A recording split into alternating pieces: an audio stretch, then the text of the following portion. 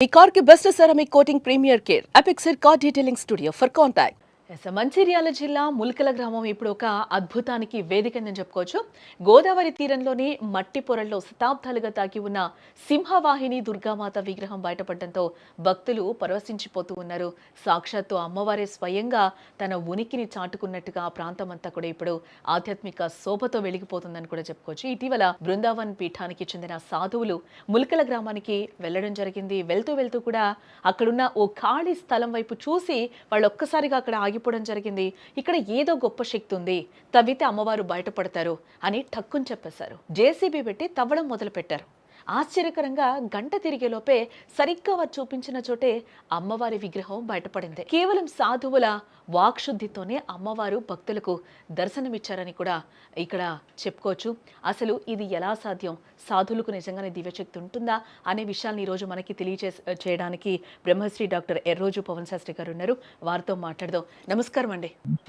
సాధువులకి ఇంత దివ్యశక్తి ఉంటుంది అని అంటారా? వారు చెప్పిన దాని ప్రకారం కూడా అక్కడ తవ్వకం కూడా జరిపారు. ఒక అమ్మవారి విగ్రహం కూడా బయటపడింది. అక్కడంతా కూడా ఒక వైబ్రేషన్ వచ్చి కూడా వాళ్ళు అక్కడ ఉన్న సాధువులు ఆగిపోయినట్లుగా కూడా తెలుస్తుంది. అంటే యాక్చువల్గా సాధువులకు అంత మహిమ ఉంటుంది అంటారా? ఇప్పుడు ఇది మనది భారత సంస్కృతి, హైందవ జాతి. పురాతన కాలం నుంచి కూడా ఎంతో మంది యోగులు, నాగ సాధవులు, అఘోరులు అనేటువంటి వాళ్ళకు చాలా దివ్య దృష్టి అనేటువంటిది ఉన్నది. ఎందుకంటే మహర్షుల కాలం నుంచి వస్తున్నటువంటిది. ఈ సందర్భంలో మహా కుంభమేళ జరిగినప్పుడు అక్కడికి ఎంతో మంది అఘోరలు కొన్ని వేల సంఖ్యలో, లక్షల సంఖ్యలో వస్తూ ఉంటుంటారు. మరి వచ్చేటువంటి వారు అసలు ఎక్కడి నుంచి వస్తున్నారు, మళ్ళీ వెళ్ళేటువంటి సమయంలో వీళ్ళందరూ కూడా ఎక్కడికి వెళ్తున్నారు అనేటువంటిది ఇంతవరకు ఏ మీడియా వాళ్ళు కూడా కనిపెట్టలేకపోయారు. ఎందుకంటే అంత సూక్ష్మ రూపంలో వాళ్ళు వెళ్ళగలుగుతారు, సూక్ష్మ రూపంలో అక్కడ అనుకున్నటువంటి ప్రదేశానికి చేరుకోగలుగుతారు. అంటే దాన్ని బట్టి మనకు అర్థమవుతుంది వాళ్ళకి ఎంత అతీంద్రియమైనటువంటి శక్తులు ఉంటాయనేటువంటిది కూడా.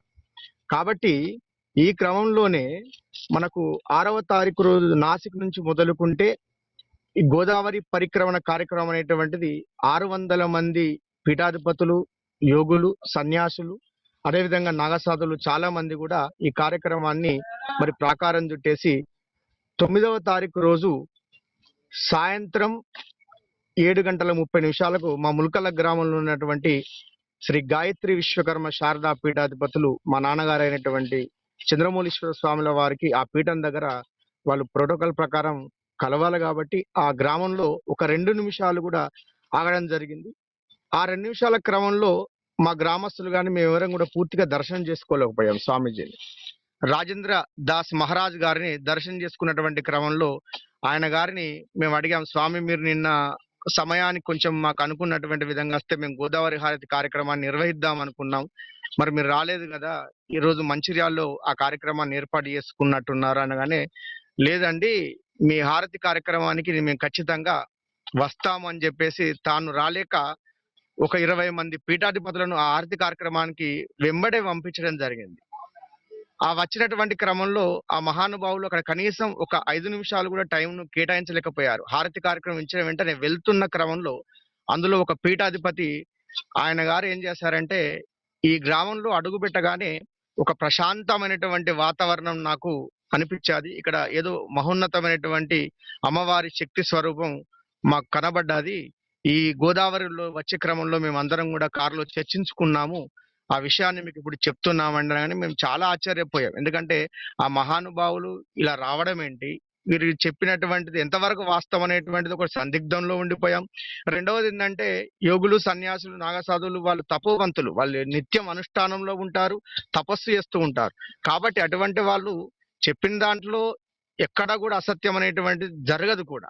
కాబట్టి వాళ్ళకు చెప్పవలసినటువంటి అవసరం కూడా కల్పించుకునేటువంటి అవసరం కూడా ఎక్కడ కూడా లేదు.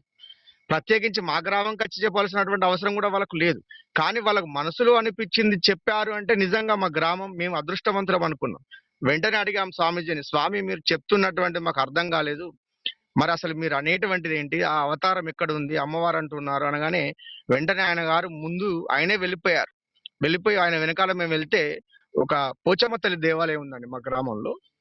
ఆ పోచమ్మ తల్లి దేవాలయంలోకి వెళ్ళి నమస్కరించుకొని ఈ పక్కనే ఉన్నటువంటి ఇక్కడ స్థలంలో ఒక అమ్మవారు వెలుస్తారని చెప్పేసి కానీ మేము అందరం అన్నాం, ఇది ప్రైవేటు వ్యక్తులకు సంబంధించినటువంటి స్థలం అండి, మరి ఆ యజమాని గారి యొక్క అనుమతి లేనిది మనం వెళ్ళడం పద్ధతి కాదు అని చెప్పగానే ఆయన గారు వెంటనే ఆ యజమాని కూడా అక్కడే ఉండడం ఆశ్చర్యం మాకు ఆ రోజు ఆ క్షణంలో.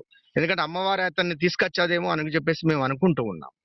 ఆ క్రమంలో ఏం జరిగాది, ఆ యజమాని యొక్క అనుమతి మేరకు మాత్రమే ఆ స్థలంలో ప్రవేశించి ఆ యొక్క సాధువులు ఏం చేశారు, అమ్మవారు ఉన్నటువంటి స్థలాన్ని నిర్ణయం చేసి, ఈ స్థలంలో అమ్మవారు మీకు దొరుకుతుంది ఖచ్చితంగా. అది బంగారమా వెండ రాయి అనేటువంటిది నేను ఏది చెప్పలేను. మీరు దేవాలయ నిర్మాణాన్ని చేసుకుంటానంటేనే నేను ఆ స్థలాన్ని నేను చూపెడతానగానే యజమాని గారి యొక్క అనుమతి మేరకు ఆ స్థలాన్ని వారు చూపెట్టడం జరిగింది. మళ్ళీ అడుగుదాం అనుకున్నాం మేము, స్వామి మరి మీరు ఉన్నారు కదా, ఈ క్షణంలోనే అదేదో కార్యక్రమం జరిపించి అమ్మవారు ఉందా లేదా తెలుసుకుందాము అనేటువంటి సందర్భంలోనే వారు మా మాట వినకుండా వెళ్ళిపోతూ వెళ్ళిపోతూ కారులో ఎక్కి ఆ మహానుభావుడు ఒక మాట అన్నాడు. విజయవాడలో ఉన్నటువంటి అమ్మవారు ఎంత శక్తివంతమైనటువంటిదో ఈ అమ్మవారు కూడా అంత శక్తివంతమైనటువంటిది. ఇది ఒక మహాక్షేత్రంగా, ఒక పుణ్యక్షేత్రంగా ఇది విలసిల్లుతుంది. మీరు చాలా అదృష్టవంతులు అని చెప్పేసి ఆయన గారు ఆశీర్వదించి మారు మాట్లాడకుండా వెళ్ళిపోయాడండి. ఆ క్షణంలో మేము ఏం చేయాలో మాకు అర్థం కాలేదు. ఒక 4-5 రోజులు సమయాన్ని తీసుకొని వాళ్ళు 10వ తారీఖు చెప్తే 15వ తారీఖు రోజు మా గ్రామస్తులను అదే విధంగా మా కమిటీ సభ్యులందరినీ కూడా సంప్రదింపులు చేసి యజమాని గారి యొక్క అనుమతితో మా చుట్టుపక్కల ఒక 3-4 గ్రామాలు ఉంటాయి. ఆ గ్రామాలందరి సభ్యుల యొక్క ప్రజల యొక్క సమక్షం నందు ఈ తవ్వకాలను ఆగమ శాస్త్ర ప్రకారంగా మరి వేదోక్తంగా అక్కడ చేయవలసినటువంటి కార్యక్రమాలన్నీ చేసి ఆ స్థలాన్ని తవ్వగానే వెంటనే ఏం జరిగాది, అక్కడ వాళ్ళు ఏ స్థలాన్ని అయితే నిర్దేశించారో ఆ స్థలంలో అమ్మవారి విగ్రహం అనేటువంటిది ఒక 3.5 ఫీట్ల లోపల మాకు కనిపించడం జరిగింది. ఆ వెంటనే అందరి సమక్షంలో ఆ విగ్రహాన్ని తీసి మేము ఇక్కడ ప్రతిష్ఠించడం జరిగింది. మరి ఇంకొక విషయం ఏంటంటే 16 సంవత్సరాల నుంచి మా గ్రామంలో అమ్మవారి యొక్క నవరాత్రులు జరుపుతాం. ఆ తల్లికి విజయదుర్గ అనేటువంటి నామకరణం చేశాం. కాబట్టి ఆ తల్లి యొక్క అనుగ్రహంతోనే మాకు ఈ తల్లి లభించాది, మా పూర్వజన్మ సుకృతం అనేటువంటి భావనతో నా తల్లికి విజయదుర్గ అనేటువంటి నామకరణాన్ని కూడా మేము చేయడం జరిగిందమ్మా. అంటే పవన్ శాస్త్రి గారు, అంటే సాధువులు మీకు చెప్పారు, అంతా బానే ఉంది. బట్ వాళ్ళు తపస్సులో ఉంటారని కూడా మీరు ఇందాక మనం మాట్లాడుకున్నప్పుడు చెప్పారు. బట్ వాళ్ళు ఎలా ఖచ్చితంగా చెప్పగలిగారు ఇక్కడే అమ్మవారి విగ్రహం ఉంది అని కూడా? అంటే మీ రియాక్షన్ అప్పుడు ఎట్లా ఉండే? దాన్ని ఎలా తీసుకోగలిగారు మీరు అసలు? వాస్తవికంగా చెప్పాలంటే నేను నా అనుభవం ప్రకారంగా, అంటే నేను పాండిత్యాన్ని నేర్చుకుని ఇప్పటి వరకు నేను చేస్తున్న ప్రతిష్ట కార్యక్రమాల్లో కానీ ఎక్కడా కూడా ఈ దేవుడు వచ్చేటువంటి వాళ్ళంటే నేను వాస్తవంగా నమ్మను. ఎందుకంటే అమ్మవారు ఉండంగా అమ్మవారు ఒకరి శరీరం మీదకి వచ్చి పూనకం అనేటువంటిది ఉండవచ్చు. దాన్ని నేను అవహేళన చేయట్లేదు, కానీ ఆ పరంగా నేను ఆలోచన చేయను. కానీ ఇక్కడ వచ్చినటువంటి వారు నిత్యానుష్ఠాన పరులు, వాళ్ళు ఎన్నప్పుడు తపస్సు చేసుకుంటారు, సమాజ శ్రేయస్సు కోరుకునేటువంటి వారు. రెండవది ఏంటంటే ఆచారాలను సాంప్రదాయాలను పాటించేటువంటి వారు, హిందూ ధర్మాన్ని కాపాడడానికి కంగరం కట్టుకున్నటువంటి వాళ్ళు. అటువంటి వాళ్ళు చెప్పారు అనేటువంటి విషయంలో ఒక 50% నాకు నమ్మాలి అని అనిపించింది. ఒక 50% నాలో మనసులో బాధపడ్డాను. ఎందుకంటే ఇది ఎంతవరకు వాస్తవం, వీళ్ళు చెప్పారు అసలు జరుగుతుందా జరగదనేటువంటి అనుమానంతోని అక్కడ స్థలం దగ్గర కూడా మేము వెళ్ళడం జరిగింది. కానీ ఏ క్షణమైతే అమ్మవారు కనబడ్డారో ఆ క్షణంలో మేము చాలా ఆశ్చర్యంగా, ఎందుకంటే ఇటువంటి మహానుభావులు కూడా మన ప్రపంచంలో ఉన్నారా, ఇంకెంతమంది ఉన్నారని చెప్పేసి మేము చాలా సంతోషపడడం జరిగింది తల్లి. అలాగే పవన్ శాస్త్రి గారు, ఆ తవ్వకాలు జరుగుతున్నప్పుడు కూడా అమ్మవారి విగ్రహం బయటకు వచ్చినప్పుడు కూడా అక్కడ ఒక రకమైన వైబ్రేషన్స్, జనాలు కూడా కొంచెం, మీరు ఇందాక పూనకాల గురించి అన్నారు కాబట్టి అక్కడ ఒక రకమైన పూనకాలు వచ్చి కూడా ఊగాయి అనేది కూడా మేము విజువల్లో కూడా చూసాము. మీరు అక్కడ ప్రత్యక్షంగా ఉన్నారు కాబట్టి ఎలా అనిపించింది? నిజంగానే అలా ఊగారా? అంటే టోటల్గా ఆ ఊర్లో ఒక అమ్మవారు వచ్చింది అంటే అందరూ కూడా చాలా మంచి శకునంగా కూడా భావిస్తూ ఉంటారు. ఊరికేదో మంచి జరగబోతుంది అనేది కూడా గ్రామస్తులు ఎక్కువగా నమ్ముతూ ఉంటారు కదా. మీరు చెప్పినటువంటి వాస్తవం, కానీ నేను నమ్మకపోయేది వాని, కానీ ప్రత్యక్షంగా అమ్మవారి విగ్రహం తీసేటువంటి నాకే అనుభవం అయ్యాది. ఎందుకంటే ఏ క్షణమైతే ఆ విగ్రహాన్ని నేను తాకాను ఆ క్షణంలో నేను వెంటనే సొమ్మసిల్లి పడిపోయాను. నాకేమైందో అర్థం కాలేదు. ఒక అరగంట వరకు నేను మేలుకొని లేను. ఆ తర్వాత అక్కడ ఉన్నటువంటి ప్రజలు కానీ మా అమ్మగారు కానీ వచ్చేసి నీళ్లు చల్లడం, ఆ కార్యక్రమం అంతా చేసిన తర్వాత అరగంట తర్వాత నాకు ఏం జరిగాది, అసలు నేను ఎందుకు పడిపోయాను, ఇటువంటి వాడిని నేను నమ్మను కదా, ఇదంతా ఏంటి, అసలు ఎంత అమ్మవారి శక్తి ఇంత ప్రభావం ఉంటుందా అని చెప్పేసి నాకు అప్పుడు అర్థమైంది తల్లి. ఇప్పుడు ఆ విగ్రహాలకి ఒక గుడి లాంటిది కట్టిస్తున్నారా? అలా దొరికిన విగ్రహాలు కూడా ఎలాంటి పూజా విధానాలు నిర్వహించాలి? అంటే జనాలు కూడా వచ్చే అవకాశాలు ఉంటాయా ఏంటి? ఏమనుకుంటున్నారసలు? మొదటి రోజు విగ్రహం తీసే రోజు దాదాపుగా తల్లి ఒక 4000 జనం వరకు వచ్చారమ్మా ఆ రోజు. ఎందుకంటే ఎవరిని మనం ఆపలేం గదా! అందరి సమక్షంలో జరగాలి. ఎందుకంటే ఇదేదో పర్సనల్‌గా చేసుకునేటువంటి కార్యక్రమం గాదు. భక్తికి సంబంధించింది, దైవానికి సంబంధించినటువంటి విషయం. రెండవది భక్తుల యొక్క మనోభావాలు దెబ్బతినకూడదనేటువంటి చేసేటువంటి ప్రయత్నం అక్కడ.